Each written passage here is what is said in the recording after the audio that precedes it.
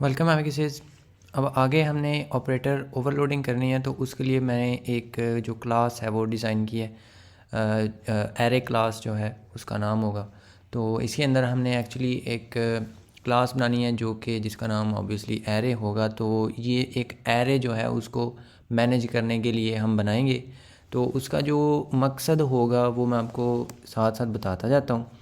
अगर यहाँ पे मैं एक क्लास बनाता हूँ एरे, उसका नाम है। तो इसका जो प्राइवेट में मैं इसको हम इनिशियली बनाएंगे जो है इंटीजर्स के लिए, बाद में हम इसको टेम्पलेटेड कर लेंगे जब हम टेम्पलेट्स पे जाएंगे उस टॉपिक पे।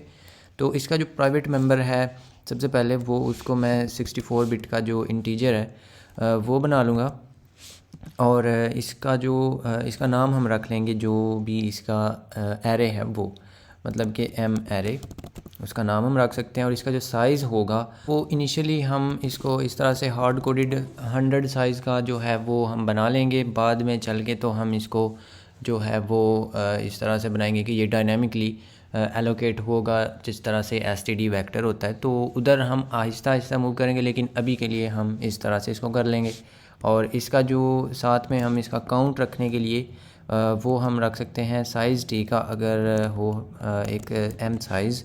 और इसको हम अब दो तरीके हैं कि इसका हम एक कंस्ट्रक्टर बनाएं और उसमें इसको ज़ीरो इनिशियलाइज़ कर लें, लेकिन जो है रेकमेंडेड ये होता है कि अगर हमने जो मेंबर्स हैं उनको सिंपल ज़ीरो इनिशियलाइजेशन करनी है उनकी, तो उनको इधर ही कर लिया जाए। तो इस तरह से अगर मैं इसका इनिशियलाइज़र एम्प्टी छोड़ देता हूँ तो ये ज़ीरो इनिशियलाइज़ हो जाएंगे, और एरे जो है उसका एम्प्टी इनिशियलाइज़र मतलब कि सबको ज़ीरो मिल जाएगा। तो ये इस तरह से हमारा साइज़ जो है ये यहाँ पे ज़ीरो हो जाएगा इनिशियली, और 100 साइज़ का जो एरे है वो भी एलोकेट हो जाएगा जब भी हम इस एरे क्लास का ऑब्जेक्ट बनाएंगे। तो वो यहाँ पे उसको बना लेते हैं। जो एरे है उसका अगर मैं यहाँ पे माई एरे एक बनाऊँ, तो इसके अंदर अब हम करना ये चाहते हैं कि इसके अंदर मैं कुछ वैल्यूज़ जो हैं वो पुश कराना चाहता हूँ या ऐड कराना चाहता हूँ, क्योंकि ये एक एरे है। और एरे इसका साइज़ जो है वो कुछ इस तरह से बैकग्राउंड में आप समझ लें कि इसको एक मिला हुआ है, समझ ना लें बल्कि मिला भी है। तो इसका जो कुछ इस तरह से एक इसको जो मिला है मेंबर कि इस तरह से एक इंटीजर्स का एरे बना है और वो इस ऑब्जेक्ट के अंदर है, लेकिन वो इसका प्राइवेट मेंबर है। तो हम उसको यहाँ पे बाहर तो एक्सेस नहीं कर सकते, लाइक हम यहाँ पे इस तरह से एम एरे नहीं लिख सकते। तो इसीलिए क्लासेस होती भी हैं। क्लास हमने ये बनाई भी वैसे इसलिए है कि हम इसको मैनेज करेंगे थ्रू इसके जो प्राइवेट जो हों पब्लिक मेथड्स उनसे। तो वो यहाँ पे हम जो है वो कर लेंगे। तो इसका जो डिफ़ॉल्ट कंस्ट्रक्टर है उसको मैं यहाँ पे बना लेता हूँ। जो डिफ़ॉल्ट कंस्ट्रक्टर है वो यहाँ पे बन जाएगा। और इसका जो होती है कुछ टर्म्स हैं, लाइक एरे जो है उसके अंदर जो एलिमेंट है उसको ऐड करवाना, उसको सी प्लस प्लस की ज़बान में पुश बैक कहते हैं। आपने एस टी डी वैक्टर में वो ऑलरेडी देखा हुआ है। तो हम भी कुछ उसी तरह से एक मेथड बनाएंगे और ये वॉइड रिटर्निंग होगा और हम इसको बोलेंगे कि कुछ पुश बैक। और ये क्योंकि इंटीजर जो है 64 बिट, ये उसका ये टाइप इसकी ये है, तो इस टाइप का ये डेटा लेगा। और इसकी जो इम्प्लीमेंटेशन है वो हम इसकी जो सोर्स फाइल है उसके अंदर करेंगे। ये हो जाएगा पुश बैक। इसी तरह से हमारे पास एक होता है फ्रंट, और ये सिंपली एक तो ये कांस्टेंट भी होता है क्योंकि ये सिंपल रीडिंग कर रहा है। ये जो होगा फर्स्ट एलिमेंट ये उसको रिटर्न करता है। और इसी तरह से हमारे पास एक होता है बैक, और वो भी कांस्ट ही होता है। और ये क्या करता है, ये लास्ट वाला जो एलिमेंट है उसको रिटर्न करता है। तो सिंपल इसने यही करना है। और इसके बाद हम इसका जो एक डिस्प्ले मेथड भी है वो भी बना लेंगे, लेकिन वो एक स्टैटिक होगा।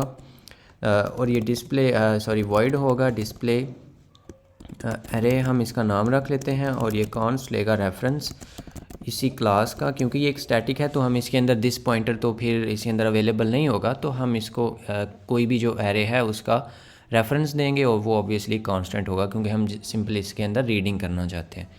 तो इन सब की जो इम्प्लीमेंटेशन है वो हम इसकी सोर्स फाइल में देख लेते हैं। अब जो ये पुश बैक है इसके साथ एक पॉप भी होता है। तो पॉप मतलब वो हिंदी वाला पॉप नहीं, पॉप मतलब कि लास्ट वाला जो है एलिमेंट उसको रिमूव करना। अगर आपको जो है आपने वो किया है एस टी डी वैक्टर, तो आपको इसकी समझ आ रही होगी कि पॉप मतलब कि जो भी लास्ट पे एलिमेंट है उसको डिलीट करना।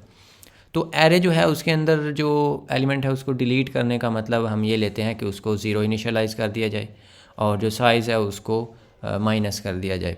तो अभी इसके अंदर जो कैपेसिटी है वो वाला यहाँ पे हमारे पास मेंबर नहीं होगा, क्योंकि अभी हम कुछ उस तरह का काम कर नहीं रहे, कैपेसिटी मैनेजमेंट सारा कुछ। तो सिंपल हम यहाँ पे इसको इधर से ही रखेंगे। तो इसकी जो ऑपरेटर ओवरलोडिंग के साथ रिलेशनशिप है वो भी हम साथ साथ देखते जाएंगे, लेकिन वो ऑब्वियसली इससे नेक्स्ट वाली वीडियो के अंदर होगा। अब इसको यहाँ पे मैं इम्प्लीमेंट कर लेता हूँ, और इसको सेम जो है हमारी वीडियो उसके अंदर मैंने इसलिए नहीं रखा क्योंकि फिर वो थोड़ी लेंथी हो जाती और इसका वैसे उससे कोई ताल्लुक़ नहीं होता डायरेक्टली। तो एरे के अंदर हमारे पास पुश बैक है और ये इंटीजर लेता है 64 बिट का, और हमने इसको डेटा बोला, और ये सिंपल क्या करेगा, ये कुछ काम करेगा। और इसने क्या करना है, इसने सिंपल ये करना है कि जो भी हमारा एरे है दिस का जो एम एरे होगा उसका जो भी एलिमेंट है एट एम साइज़, जो एम साइज़ पे है, इसको मैं थोड़ा सा एक्सप्लेन भी करूँगा, वैसे ही आपको होपफुली वैसे ही समझ आ रही होगी। तो उसको हमने इक्वल टू कर देना है इस डेटा के। तो ये कर क्या रहा है कि जो भी यहाँ पे हम इसको कॉल कर भी लेते हैं, क्योंकि मैं ऑलवेज़ करवाते हुए ऐसे ही बताता हूँ कि आप इसको कुछ इस तरह से साथ साथ टेस्ट कर लें। तो हम इसके अंदर मे बी 13 अगर पुश करते हैं, ये लॉन्ग का है तो क्योंकि 64 बिट का इंटीजर है, तो इसके अंदर ये पुश बैक कॉल होगा। तो ये क्या करेगा कि जो भी इस ऑब्जेक्ट यानी कि दिस की मदद से हम कॉल कर रहे हैं, तो इसका जो ये एम एरे है, इसका जो एम साइज़ पे जो भी है, तो इसका मतलब क्या हुआ कि एम साइज़ की वैल्यू इनिशियली है 0, तो हम कह रहे हैं कि एरे एट 0 उसको डाटा के इक्वल कर दो। तो यही हम उधर एक्चुअली करना भी चाहते हैं। तो अब जो चीज़ है वो आपने देखनी है कि साइज़ जो है अब उसको इसके बाद इसका जो साइज़ है वो 1 हो जाएगा। अभी इसका पहले जो साइज़ है वो इसका 0 है, मतलब है कि इसके अंदर नंबर ऑफ़ एलिमेंट्स कितने हैं उसको साइज़ कहते हैं। तो नंबर ऑफ़ एलिमेंट्स जो हमने पुश किए हैं एक्चुअली वो, तो नंबर ऑफ़ जो एलिमेंट हमने पुश किए हुए थे इस लाइन तक वो 0 थे, हमने कुछ पुश नहीं किया हुआ इसमें। तो जो ही हमने ये 13 इसके अंदर पुश किया है तो इसका साइज़ अब टेक्निकली 1 हो गया है। तो वो हमें यहाँ पे एक स्टेप इसके जो नेक्स्ट होगा वो ये भी करना होगा कि जो इसका साइज़ है उसके अंदर प्लस प्लस करना होगा। तो अब इसका जो शॉर्ट वर्जन है वो ये भी है कि आप इसको इधर ही प्लस प्लस कर लें, लेकिन जैसे आपको आसान लगे, जिस तरह से आपको पढ़ने में आसानी हो ये जो कोड है उसको। तो आप ये जो साइज़ है वो भी इंक्रीज़ करेंगे। अब इसके अंदर जो चेकिंग है वो अभी हमने नहीं की, तो चेकिंग भी मैं आपको साथ में करवा देता हूँ कि वो चेकिंग का क्या मतलब है कि अगर मे बी इसका साइज़ है 100 तो हम इसके अंदर 100 पुश बैक्स कर देते हैं, मे बी हम एक लूप की मदद से करते हैं। तो या वैसे ही हम कुछ कर रहे हैं यहाँ पे कर भी देते हैं कि हम लूप की मदद से अगर इसको 100 तक लेके जाएं और इसके अंदर मैं पुश कर देता हूँ जो भी आई की वैल्यू है उसको। तो आई जो है वो अगर मैं यहाँ पे पुश कर दूँ और एहतियातन हम इसको अनसाइंड लॉन्ग से हम इसको इंटीजर 64 बिट का कर देते हैं ताकि वार्निंग्स ना आए। तो अब ये फुल हो जाएगा। इस लूप के बाद इसके अंदर 100 पुश जो एलिमेंट्स हैं वो हो जाएंगे। तो उसके बाद अगर मैं इसके अंदर ये दोबारा पुश करूँ तो अब तो इसके अंदर जगह ही नहीं है। तो वो जो है वो हम कैसे उसको हैंडल करें, तो उसका सिंपल तरीका ये है कि हम यहाँ पे ऊपर एक कंडीशन लगा दें कि अगर जो इसका साइज़ है, अब अगेन इसको हम बाद में बेहतर बनाएंगे। तो इस तरह से अब ये 100 से अगर इसका साइज़ बड़ा हो गया तो ये आपको इसके अंदर पुश नहीं करने देगा। और इसको मैं यहाँ पे एक जो है अच्छा सा एल्स पार्ट में भी लिख देता हूँ। और ये क्योंकि एक काइंड ऑफ एरर होगा तो हम इसको कंसोल एरर कह देते हैं। और यहाँ पे मैं कह देता हूँ कि दी एरे इज़ फुल। तो अगर आप 100 के बाद इसके अंदर कुछ चीज़ पुश करते हैं और जब आपने इसको रन करना है तो आपको ये यहाँ पे बता देगा कि भाई इसके अंदर जो इसका साइज़ है वो फुल हो गया। तो मैं यहाँ पे पहले जो है इसको 100 जो है वो पुश कराता हूँ और ये 13 वाला नहीं कराते हम। और इसको यहाँ पे मैं जो है आपको एग्जीक्यूट करके दिखाता हूँ। तो इसका जो यहाँ पे हम क्या कर रहे हैं, मेन हो गया और मेन के बाद इसको भी, और इसको अगर हम रन करें तो इसकी एग्जीक्यूशन जो है उसमें कोई वार्निंग कोई एरर वगैरह हमें नहीं आया। तो जो ही मैं ये वाली जो लाइन है इसको भी एक्टिव करके अब दोबारा इसको रन करता हूँ तो आपको वो वाला जो एरर है वो नज़र आएगा कि द एरे जो है वो फुल हो गया है। तो वो इसके जो स्पेलिंग है वो मैंने थोड़े से फ़नी कर दिए हैं, तो उसको मैं यहाँ पे फिक्स कर देता हूँ कि जो एरे भाई हैं उसका साइज़ जो है वो फुल हो गया हुआ है। तो वो हमें यहाँ पे बता रहा है क्योंकि हमने इसके अंदर पुश जो एलिमेंट थे वो 100 यहाँ पे इस लूप की मदद से किए हैं और अब एक हम इसके अंदर एक्स्ट्रा कर रहे हैं। तो आपको ये क्लास की मदद से ये चीज़ें मैनेज करने में जो इसका फ़ायदे हैं और इसके मज़े हैं वो आपको थोड़े थोड़े वैसे रियलाइज़ भी होना शुरू हो गए होंगे इस एग्ज़ाम्पल से। अब इसके बाद जो पुश बैक है इसका इतना ही होगा काम, और इसके बाद अब मैं जो करूँगा वो है जो इसका पॉप है वो कैसे करेंगे। तो एरे के अंदर ही एक पॉप मेथड है और ये कॉन्स्ट नहीं था क्योंकि हम इसकी मदद से जो इसका एलिमेंट्स हैं उनको चेंज कर रहे हैं। तो अब इसका जो इसके अंदर भी वो वाली कंडीशंस होंगी, तो कंडीशंस के बारे में हम बाद में फोकस करेंगे। पहले हम जस्ट इसको देखना चाहते हैं कि इसका प्रोसेस क्या है। इसका प्रोसेस ये है कि जो भी अभी हमारा एरे है मैं आपको दिखा देता हूँ। इसको ख़त्म किया, ये भी ख़त्म किया, और हम करना चाहते हैं कि मैं इसको ये वाली जो लाइन है इसको इनफैक्ट ऊपर ले आता हूँ। तो मैं इसके अंदर ये पुश करता हूँ और इसके अंदर कुछ और वैल्यूज़ भी पुश करते हैं लाइक दैट। तो मैं चाहता हूँ कि ये जो एंड पे 15 आया है इसको मैं रिमूव करना चाहता हूँ।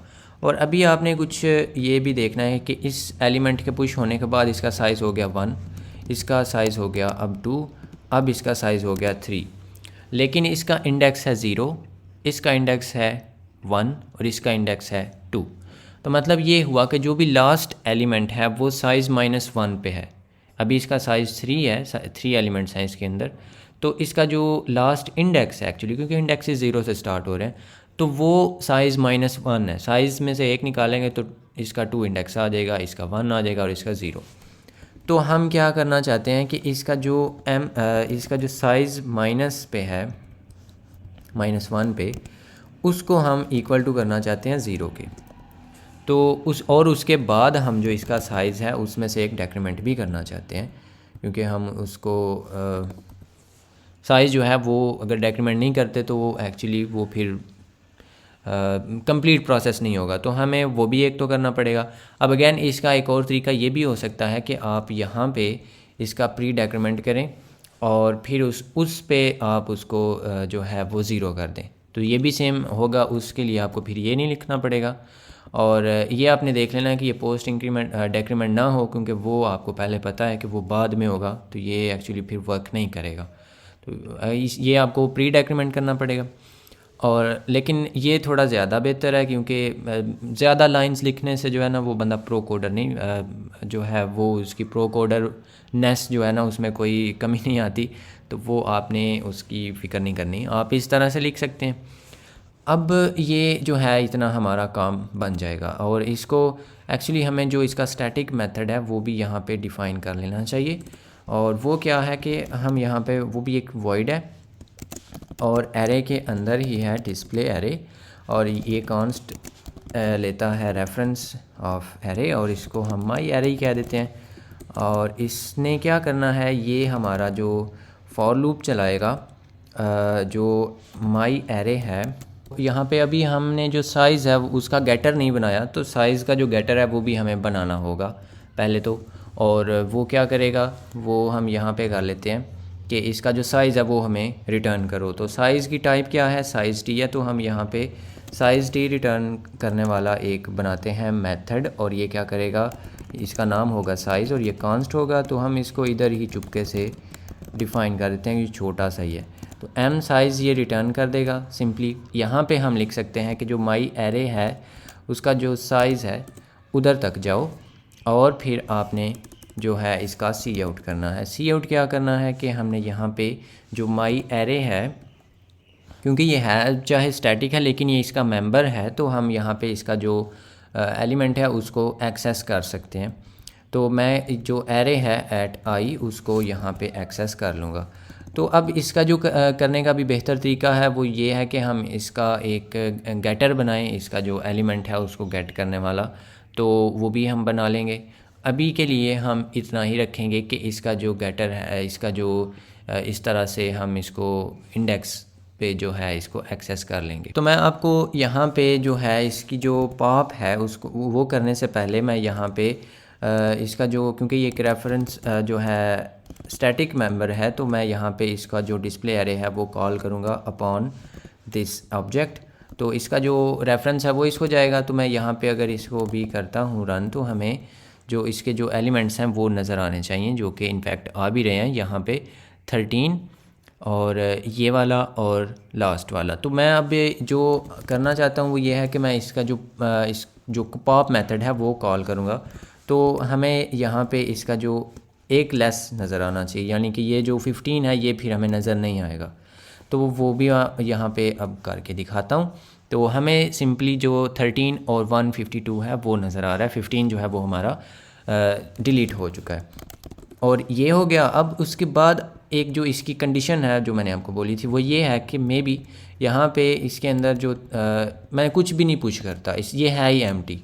तो अगर ये एम्प्टी हो तो क्या हम ये पॉप करना चाहते हैं, तो उसके लिए भी हमें यहाँ पे इसको फिर जिस तरह से हमने इसको हैंडल किया है इस कंडीशन को, इस सिचुएशन को, वो हम यहाँ पे भी करेंगे कि अगर जो इसका साइज़ है, या इसके लिए भी वैसे बेहतर ये है कि हम इसको एम्प्टी वाला एक हमारे पास एक बुलियन रिटर्निंग हो, बुलियन रिटर्न करेगा वो एम्प्टी और ये कांस्ट होगा, और इसको भी हम इधर ही डिफ़ाइन कर लेते हैं, छोटा सा ही है। तो इसका जो अगर तो दिस साइज़ इसका जो है, अब इसको आपने देखना है कि ये कर क्या रहा है। ये अगर इसका साइज़ हुआ 0 तो 0 रिटर्न अगर हम इधर कर रहे हैं तो 0 जो है वो एक्चुअली फॉल्स है। तो हम एक्चुअली कह रहे हैं कि ये एम्प्टी नहीं है, लेकिन जब 0 इसका साइज़ है तो ये एक्चुअली एम्प्टी है। और बाकी जितने भी केसेस होंगे जब साइज़ इसका नॉन ज़ीरो नंबर है तो उस टाइम पे ये एम्प्टी नहीं है, तो उस टाइम पे हम फॉल्स रिटर्न करना चाहते हैं। तो उसका क्या मतलब हुआ कि हमें यहाँ पे इसको नॉट करना पड़ेगा। तो इसको जब हम नॉट कर देंगे तो ये जो साइज़ इसका 0 है वो एक्चुअली ट्रू रिटर्न करेगा। तो अगर हम यहाँ पे अब लिख दें कि अगर जो दिस है वो एम्प्टी है, देन हम ये नहीं करेंगे, उसके लिए हम कुछ और करेंगे यहाँ पे। अदरवाइज़ हम ये करेंगे, ऐसे ऊपर ले आए और इसके अंदर जो यहाँ पे हमारा ये वाला इफ़ है इसके अंदर वही हम उस तरह से एक जो सर हैं वो कर देते हैं कि दी array is already empty, like that. तो अगर ये एम्प्टी हुआ तो अब ये कितना रीडेबल भी है। इफ़ दिस इज़, चलो इसमें नहीं है, तो if this is empty then ये कर दें, अदरवाइज़ इसके अंदर से ये काम करना है आपने। तो अब अगर इसके अंदर आके तो जो है, अब अगर हमारे पास ये वाला हमने इसको हैंडल नहीं किया हुआ होता तो उस केस में मुझे आपको दिखाना याद ही नहीं था। लेकिन अभी अगर आप इसको इस तरह से पुश करते हैं या इसके अंदर से पॉप एक्चुअली करते हैं तो आपको ये वाला जो है ऑलरेडी एम्प्टी वो नज़र आएगा, ना कि जो एरर्ड आउट है। अगर आप उस तरह से करते तो आप एक्चुअली यहाँ पे गलती कर बैठते। तो ये भी हमारा जो पॉप है वो भी हैंडल हो गया। अब हमने जो बाकी दो सिंपल हैं वो बहुत ही सिंपल हैं, वो हमने यहाँ पे वो भी कर लेते हैं कि वो क्या होगा कि उस केस में हम, क्योंकि ये 64 बिट का जो इंटीजर है वो रिटर्न करते हैं, तो हम यहाँ पे एरे के अंदर जो हमारा सबसे पहले फ्रंट है और ये कॉन्स्ट है, ये क्या करता है, ये रिटर्न करता है सिंपल जो एरे है उसका जो 0 पे है एलिमेंट उसको रिटर्न करता है, क्योंकि फ्रंट पे वही होगा। तो उस केस में हम ये रिटर्न कर देंगे। और जो इसके बाद है जो हमारा, अब इसके अंदर भी एक्सेप्शंस हो सकती हैं, वो भी हम हैंडल कर लेंगे। इसका जो दूसरा है वो है बैक। तो बैक में हम क्या करेंगे, बैक में हम जो लास्ट वाला होगा वो रिटर्न करेंगे। तो लास्ट वाला कौन सा होता है, जो जिस तरह से हमने पॉप में वो फिगर किया है उसी तरह से हम इसमें भी करेंगे। वो कैसे होता है कि जो साइज़ -1 पे जो हमारा लास्ट एलिमेंट है वो होता है, तो ये हमें जो लास्ट पे होगा वो रिटर्न कर देगा, सिंपल। तो अब जो होता है टेक्निकली, ये फ्रंट और बैक जो हैं ये रेफरेंस रिटर्न करते हैं। तो रेफरेंस जो है वो क्या मतलब होगा कि ये यहाँ पे एक्चुअली जो भी इसकी टाइप है उसका रेफरेंस रिटर्न करते हैं। तो आप इसको इस तरह से लिख दें और सिंपल जो रेफरेंस रिटर्न है वो हम ऑलरेडी बहुत पहले देख चुके हुए हैं। और अगर हम यहाँ पे रेफरेंस रिटर्न करते हैं तो ये जो यहाँ पे आपको नीचे इसके लाइन नज़र आ रही है, जो एरर आ रहा है वो ये है कि हम यहाँ पे इसको कॉन्स्ट मार्क किए हुए हैं। तो ये जब आप इसको रेफरेंस रिटर्न कर देंगे तो ये एक्चुअली यहाँ पे तो इसके अंदर कोई चेंजेस नहीं आ रही, लेकिन जिधर ये इसका रेफरेंस रिटर्न हो रहा है वो जगह हमें कोई सबूत नहीं दे रही, कोई हमें इस चीज़ की श्योरिटी नहीं दे रही कि वो इस चीज़ को चेंज नहीं करेगी। मतलब ये है कि हम क्योंकि यहाँ पे इसका रेफरेंस रिटर्न कर रहे हैं तो रेफरेंसेस होते हैं जो वो एक्चुअली चेंज कर लेते हैं चीज़ों को। तो इस चीज़ को मैं वापस ले आता हूँ और इसका मतलब ये है कि मैं अगर यहाँ पे टेक्निकली अगर यहाँ पे ये लिखूँ तो क्योंकि ये एक रेफरेंस रिटर्न कर रहा है तो मैं यहाँ पे इसको चेंज कर सकता हूँ। तो इसका मतलब ये होगा, वैसे 13 से 13 ही चेंज कर दिया है, मैं इसको 31 कर देता हूँ। तो एक्चुअली इसका मतलब ये है कि आप ये वाला जो फर्स्ट एलिमेंट होगा, क्योंकि मैं इसका रेफरेंस रिटर्न कर रहा हूँ, इसका एड्रेस रिटर्न कर रहा हूँ, तो उस एड्रेस पे मैं ये राइट कर दूँगा। लेकिन जो इधर प्रॉमिस है कॉन्स्ट का, फिर वो तो जो है वो तो ख़िलाफ़ हो गया ना उसके, कि वो तो कॉन्स्ट है, उसने तो बोला कि मैं इसको चेंज नहीं करने दूँगा। तो इस चीज़ को अवॉइड करने का तरीका ये होता है कि आप इसको कॉन्स्ट रेफरेंस से रिटर्न करें। तो जब आप इसको कॉन्स्ट रेफरेंस से करेंगे तो ऑब्वियसली एक तो आपको यहाँ पे भी कॉन्स्ट लिखना पड़ेगा, लेकिन इससे जो है वो हमारा जो प्रॉब्लम है वो सॉल्व हो जाएगा। अब आपको इधर से भी एरर जो है वो चला जाएगा, और जो इसमें एरर था वो अब इसलिए आ रहा है क्योंकि ये आप यहाँ पे कांस्टेंट रेफरेंस रिटर्न कर रहे हैं, तो कांस्टेंट चीज़ों को हम यहाँ पे राइट नहीं कर सकते, इसको सिंपल हम रीड कर सकते हैं। तो जो एसटीडी वेक्टर है उसके अंदर जो हमारा होता है फ्रंट और बैक मेथड, ये कांस्टेंट नहीं होते, ये आपको नॉन कांस्ट रेफरेंस रिटर्न करते हैं। तो अगर आप सेम उसके तरह ही करना चाहते हैं तो आप ये जो चीज़ें हमने लगाई हैं साथ में, ये सारा कुछ आप हटा दें। तो फिर आप एक्चुअली रेफरेंस तो ना ही हटाएं, रेफरेंस जो है वो हम स्टिल रिटर्न करेंगे, लेकिन कांस्टेंट नहीं होगा हमारा ये मेथड।